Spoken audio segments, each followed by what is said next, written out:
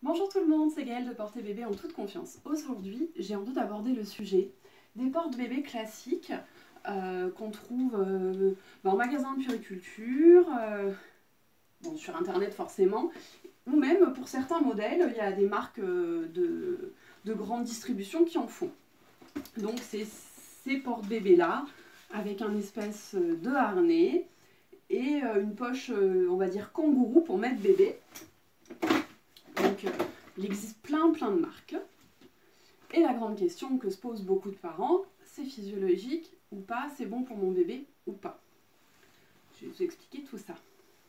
Alors on n'est plus sur un espèce de harnais que de bretelles, sur lequel on va venir clipper un tablier. Alors déjà, je vous l'avais expliqué, hein, normalement les préformés ne sont pas adaptés aux tout petits.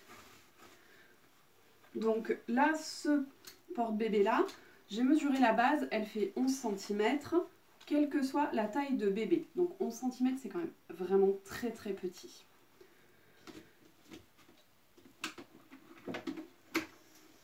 Donc c'est des choses qui rassurent beaucoup de parents parce que simple d'utilisation.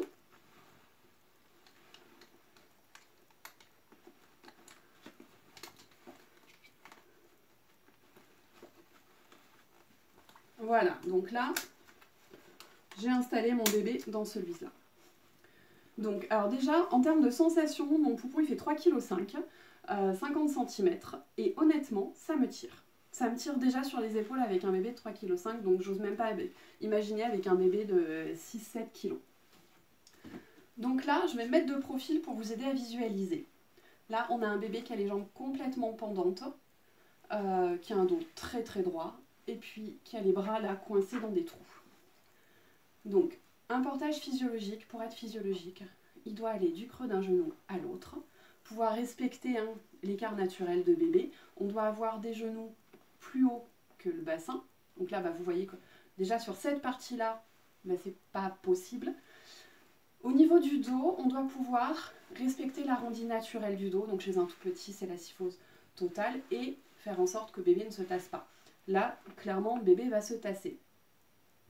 Ensuite, il y a le développement sensoriel de bébé qui est à prendre en compte.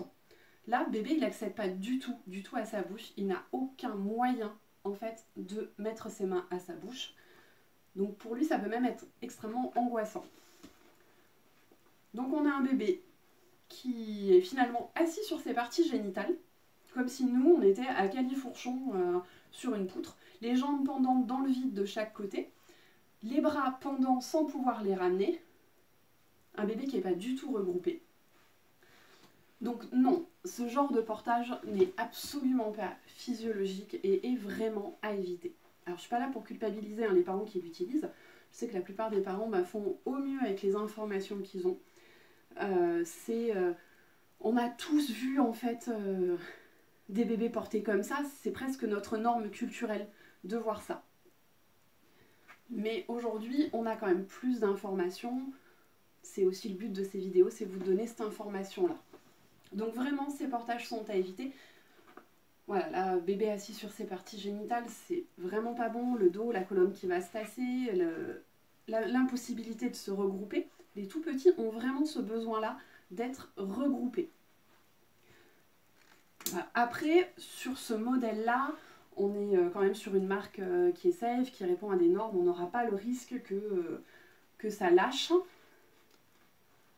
Donc les teintures soient toxiques, comme ça peut l'être sur d'autres produits. Alors je voulais vous montrer l'autre parce que c'est quand même assez impressionnant. L'autre c'est sur le même principe, hein. Ça s'enfile exactement de la même manière. Hop. Les fameux clips qui rassurent beaucoup les parents. Oh, ça ne va pas le mettre. Voilà mon bébé. Et là en fait bébé est comme dans une espèce de culotte. Voilà.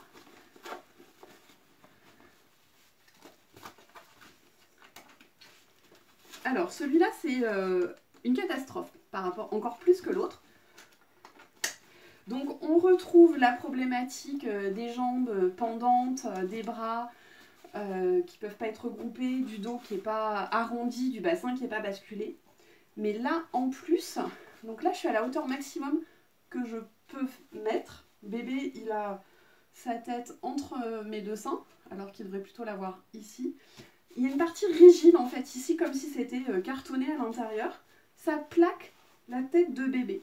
Donc je ne sais pas comment il peut respirer en fait de manière safe et j'ai aucun moyen de l'installer plus haut. Et puis là aussi, pour le porteur, un inconfort très très important. Si je déclipe ici en me disant ben tiens je vais essayer de dégager la tête de bébé, bah, voilà, ça se passe de commentaires. Donc voilà, là je vous ai présenté très très rapidement ces deux petits modèles.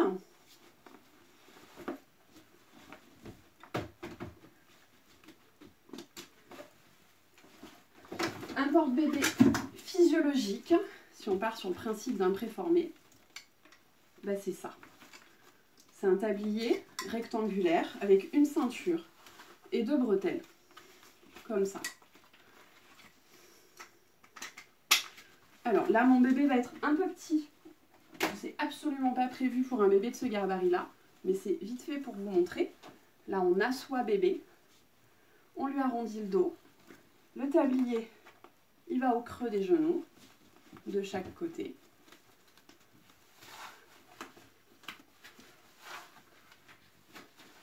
Voilà.